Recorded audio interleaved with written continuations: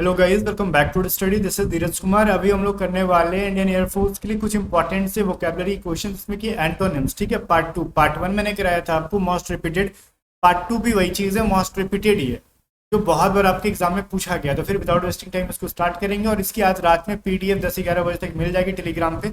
सारी जितनी भी पहले हो चुकी है वोकेबलरी और मॉक टेस्ट इंग्लिश का, तो टेलीग्राम चैनल पे सर्च करो @A to Z स्टडी, और वहाँ पे आपको सारी पीडीएफ मिलेगी आज रात में। तो ज्वाइन करके फटाक से बने रहो।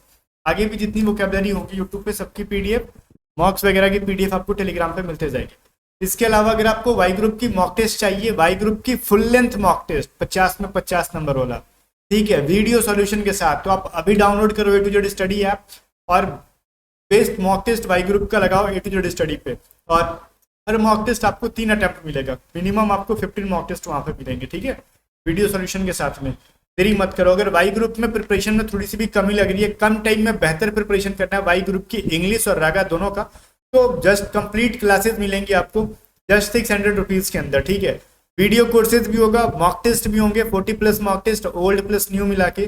पेड पीडीएफ जो आएंगी हमारी, वो सभी चीज़ें रहेंगी, रागा का भी, मैथ का भी, साइंस का, जीके का भी, रीजनिंग का भी, और इंग्लिश का भी। साइंस का नहीं, साइंस तो नहीं पूछता उतना। तो इन सब की पीडीएफ भी रहेंगी, वीडियो क्लासेस भी रहेगा, एकदम मतलब कहते हैं ना सीक्वेंस में, एकदम चैप्टर वाइज, टॉपिक वाइज, ठीक है। और प्रैक्टिस करने के लिए क्वेश्चंस वगैरह सब मिलेंगे। तो इस बैच को ज्वाइन करने के लिए अभी डाउनलोड करो A to Z study app. अगर आपको कुछ भी प्रॉब्लम आता है, नहीं समझ में आता है किस तरीके से करना है, तो व्हाट्सअप करके पूछ लो 7279047787 पे, ठीक है। या फिर आपको सिर्फ इंग्लिश की बैच लेनी है, तो वो भी आपको मिल जाएगा जस्ट 250 रुपीज़ के अंदर इंग्लिश की बैच। फर्स्ट क्वेश्चन है, देखो, एरोगेंट, जो कि मैं नहीं हूँ, ठीक है। बोलोगे अच्छा तो क्या हो आप? मैं बोलूँगा मैं एकदम अच्छा सा इंसान हूँ। किस टाइप का इंसान हो भाई? एरोगेंट का मतलब होता है ना थोड़ा सा वो घमंडी टाइप का इंसान। आपको तो नहीं लगता कि मैं थोड़ा सा भी घमंडी हूँ? कमेंट करके बताना, लगता है क्या? बिल्कुल नहीं लगता है, ठीक है। मैं कैसा हूँ? बिल्कुल हम्बल टाइप का इंसान हूँ, मतलब विनम्र टाइप का, विनम्र टाइप का, ठीक है। तो समझ में आ गया ना? एरो की देखो, हम्बल का मतलब पता होगा आपको, ठीक है। इगोटिस्ट और इगोटिस्टिक, और एक होता है वर्ड इगोइस्ट, दोनों में फर्क होता है, ठीक है। इगोइस्ट और इगोटिस्ट, यार उतना डिटेल में नहीं जाओ, लेकिन उन सबका मतलब अहंकारी के अर्थ में ही होता है, ठीक है। उतना डिटेल में ले जाऊंगा तो आप समझ जाओगे आज के आज। तो मतलब एक दिन में मैं बहुत ज़्यादा पढ़ाने के चक्कर में नहीं रहता हूँ, लिमिटेड चीज़ें पढ़ो नहीं जो समझ में आ जाए, ठीक है। उसका ही मतलब अहंकारी ही होता है।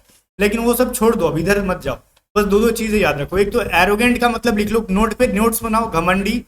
और साथ में हम्बल का मतलब क्या लिखोगे आप? बिल्कुल भी विनम्र, ठीक है। तो ये चीज़ ठीक है, समझ में आ गया। एरोगेंट पूछा गया था पिछली बार एग्जाम में। फिर पूछा गया था विक्टोरियस, ठीक है। विक्टोरियस का मतलब क्या होता है? विक्ट्री का मतलब क्या होता है? एक वर्ड सुना ना, विक्ट्री, हमारी विक्ट्री होगी, मतलब विजेता, जीतने वाला, ठीक है। क्या आप याद रखोगे यहाँ पे? विजेता वाला इंसान, मतलब विजेता, मतलब जीतने वाला, ठीक है। बोलते ना विक्टोरियस, मतलब जो जीता वो। और एक जो एक ऐसा इंसान जो एक तो विक्ट्री हुई और दूसरी की क्या हुई? हार गया, डिफिट। तो डिफिटेड, बात समझ में आ गया? इसको कह सकते हो आप हारा हुआ इंसान। विक्ट्री से बना विक्टोरियस, समझ में आ गया ना? जीता वाला। और डिफिटेड मतलब हारा हुआ इंसान। बातें समझ में आ रही है ना जो मैं बता रहा हूँ? उसको नोट डाउन करते जाओ, बहुत इंपॉर्टेंट चीजें हैं ये सभी चीजें। पिछले ईयर का पूछा और रिपीट करता है। ग्रेसफुल का मतलब क्या होता है? ग्रेसफुल कह सकते हैं ना, जो चीज बहुत ही मतलब मनमोहक टाइप का लगे, ठीक है। जो चीज हमको पसंद है, बहुत ही मतलब मनमोहक लगे, अच्छा लगे एक तरीके से, उसको कहते हैं ग्रेसफुल। और कुछ चीजें हमें से ऐसे होते हैं जिसको ऑकवर्ड कहते हैं हमको, मतलब थोड़ा सा ऑकवर्ड हमारे साथ कभी कभार फील हो जाता है, जिसमें हम थोड़ा सा भद्दा बेकार कर, मतलब भद्दा फील कर पाते हैं। तो वो कर पाते हैं हम लोग, भद्दा फील कर पाना या फिर बेकार फील कर पाना, वो होता है इसका ऑकवर्ड। ग्रेसफुल जहाँ पे हम बहुत ही अच्छा फील करते हैं, अपनी लैंग्वेज में लिख लो, ग्रेसफुल जहाँ हम अच्छा फील करते हैं, ऑकवर्ड जहाँ हम थोड़ा सा बेकार या फिर भद्दा फील कर पाते हैं, ठीक है। शर्म टाइप का फील होता है हमको, ऑकवर्ड फील होता है, ऐसे लिख लो। नादिर का मतलब मैंने पढ़ाया था, तो ये चीज तो बिल्कुल गलत नहीं होनी चाहिए। नादिर का मतलब होता है निम्नतम। निम्नतम जिसको कहते हैं सबसे निचला, निचले स्तर का, या फिर सबसे नीचे का, मतलब नादिर मतलब नीचे का। और सबसे टॉप को क्या कहते हैं हम लोग? जेनिथ। और बॉटम क्या हो जाएगा? नादिर का सिनोनिम। और लेकिन जेनिथ मतलब होता है सर्वोच्च, बहुत बार एग्जाम में पूछा है। सर्वोच्च जो हो जाएगा नादिर का एंटोनिम हो जाएगा। बात क्लियर है? चलो, सर्वोच्च।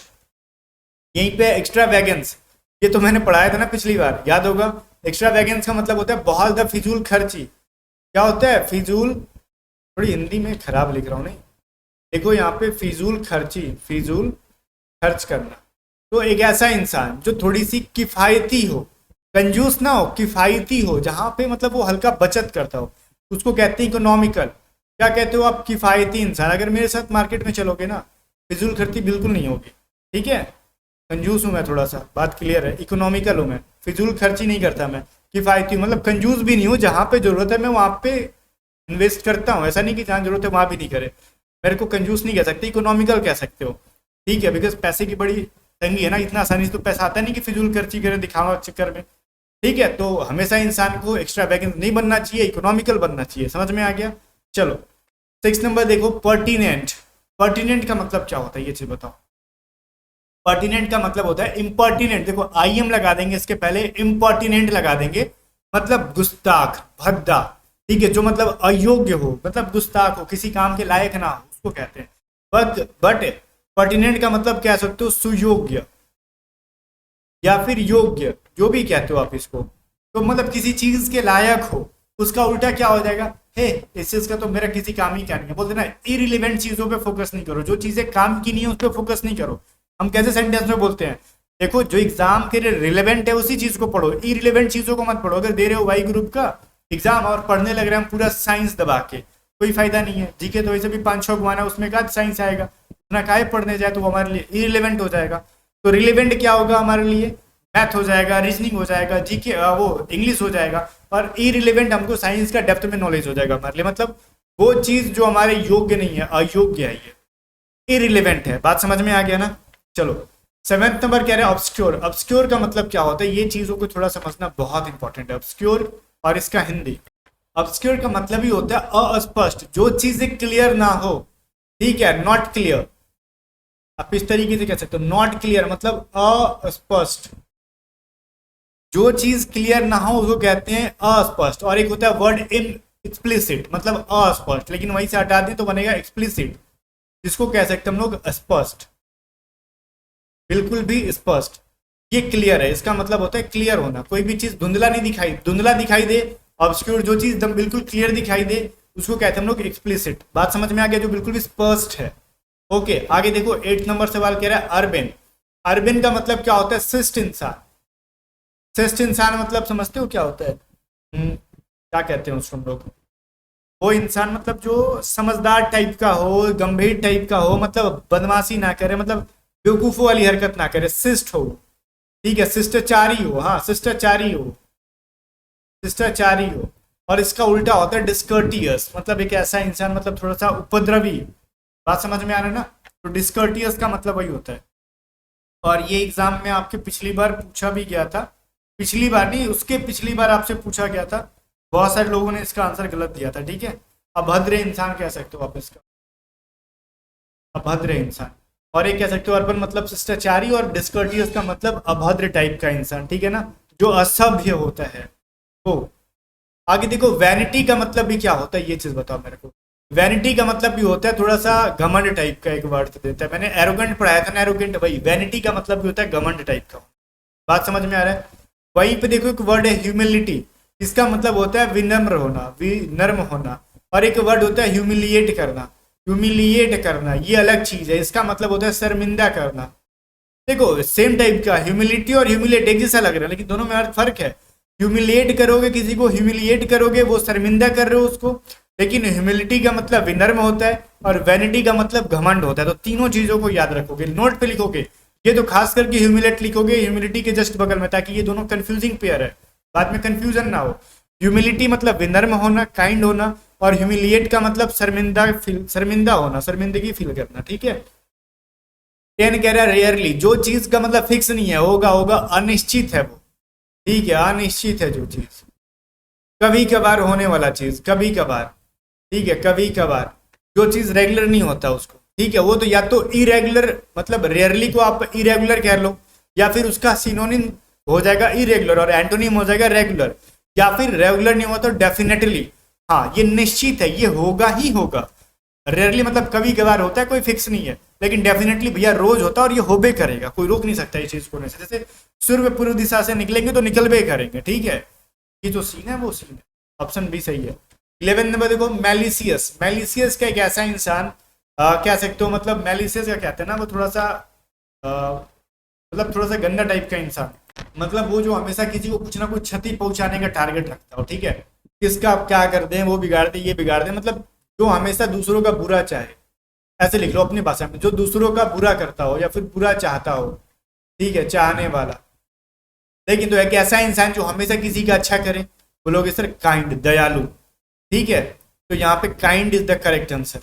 ओके, चलो फिर अगला सवाल देखते हैं। इपिलॉग, इपिलॉग एक वर्ड होता है प्रोलॉग, प्रोलॉग, ठीक है। इपिलॉग का मतलब होता है ना कि लास्ट में, नाटक या फिर किसी चीज के एंड में होने वाला, एंड में होने वाला, ठीक है। जैसे कोई नाटक वाटक के बाद में कुछ होता है ना, ये फलाना ढिमकाना वैसे वैसे, तो उसको कहते हैं इपिलॉग। और प्रस्तावना होता है प्रोलॉग, मतलब किसी नाटक या फिर भूमिका बुक के स्टार्टिंग में चूज है, मतलब स्टार्ट में होने वाला, स्टार्टिंग में होने वाला, स्टार्टिंग में होने वाला। और इसी का प्रोलॉग का मतलब होता है प्रिल्यूड। तो ये दोनों का मतलब होता है कोई चीज जब स्टार्टिंग में हो रखा हो, प्रील्यूड, प्री, और एपिलॉग का मतलब जो चीजें एंड में हो रही हो। क्लियर है जनाब, आगे देखते हैं। कैपीसियस, कैपीसियस का मतलब होता है ना कि ऐसा चीज जो लगातार विस्तार करे, क्या करे भाई, जो लगातार विस्तार करते जाए, ठीक है। तो विस्तार करते जा रहा है, बट एक चीज ऐसा होता है जिसको हम लोग रोक देते हैं, रिस्ट्रेन लगा देते हैं, लिमिट कर देते हैं ना भैया, तो रुक जाए यहीं पे, अब तेरे को आगे नहीं बढ़ना, लिमिट, ठीक है। लिमिटेड इसका फिक्स एंटोनिम हो जाएगा, क्योंकि जो चीजें लगातार विस्तार कर रही हैं उनका उल्टा क्या हो जाएगा, लिमिटेड, है ना। आगे देखो 14 नंबर है कॉन्डेंस। कॉन्डेंस का मतलब क्या होता है, संक्षिप्त कर देना, संक्षिप्त, किसी चीज को संक्षिप्त कर दिया आपने, उसको क्या कहते हैं हम लोग, कॉन्डेंस, ब्रीफ कर देना। बात समझ में आ रहा है, ब्रीफ, कॉन्डेंस, कंसाइज, ये सभी चीजें मैंने पढ़ा रखी हैं, कंसाइज पहले पढ़ाया है ना, हाँ भाई। कंडेंस मतलब होता है संक्षिप्त कर देना, कोई चीज आप संक्षिप्त करो और कोई चीज बढ़ा रहे हो एकदम, क्या कहोगे उसको, एक्सपैंड कर रहे हैं सर जी हम लोग। तो इस चीज को सर, अपने नॉलेज को एक्सपैंड कर रहे हैं अभी हम, क्या कर रहे हैं सर, नॉलेज को एक्सपैंड कर रहे हैं, मतलब बड़ा कर रहे हैं, बढ़ा रहे हैं एकदम, ठीक है। वो जो करेक्ट आंसर ए हो जाएगा। 15 नंबर है एडेप्टेबल। एडेप्टेबल एक ऐसा इंसान, देखो तीन चीजें होती हैं, एडॉप्ट, अडेप्ट, ये चीजें पढ़ाई है मैंने, और एडेप्ट। एडॉप्ट का मतलब होता है गोद लेना, अडेप्ट का मतलब होता है निपुण होना, और अडेप्ट का देखो, अडेप्ट ई टी है, ये A D E P T है अडेप्ट, और ये A D O P T है। पहला देखो A D O P T, A D E P T और A D A P T, है ना। तो अडेप्ट का मतलब हो गया निपुण होना, अडॉप्ट का मतलब गोद लेना, और अडेप्ट का मतलब होता है ना किसी चीज के अनुकूल हो, अनुकूल, ढल जाना, ढल जाना इजीली, जो किसी भी जैसे माहौल में ढल जाए उसको कहते हैं एडॉप्ट। एक ऐसा इंसान जो रिजिड है, कठोर टाइप का, उसको जल्दी ढालना पॉसिबल नहीं है। बात समझ में आ रहा है ना, तो वो क्या हो जाएगा, एडेप्टेबल का फ्लेक्सिबल कह सकते हो, चल जाएगा, लेकिन रिजिड उल्टा हो गया। रिजिड का मतलब ऐसा चीज जो जल्दी किसी चीज के अनुसार ना ढले, रिजिड कहते हैं। एडेप्टेबल का मतलब जो मैंने हिंदी लिखा, जो किसी चीज के अनुसार इजिली ढल जाए, और रिजिड का मतलब कठोर, जो आसानी से ना ढले, या फिर कठोर कहते हैं, ठीक है। आंसर की मैंने दे दी है, पीडीएफ दे दूंगा, टेलीग्राम पे ज्वाइन कर लेना। बाकी मॉक टेस्ट के लिए डाउनलोड करो डिजिटल स्टडी आप, या फिर आप पेड बैच लेना चाहते हो रगा की, मतलब वाई ग्रुप की कंप्लीट, या फिर सिर्फ इंग्लिश की, सबके लिए ऐप को डाउनलोड करो। मिलते हैं नेक्स्ट वीडियो में, तब तक ले बाय बाय। वीडियो को लाइक करके शेयर कर देना।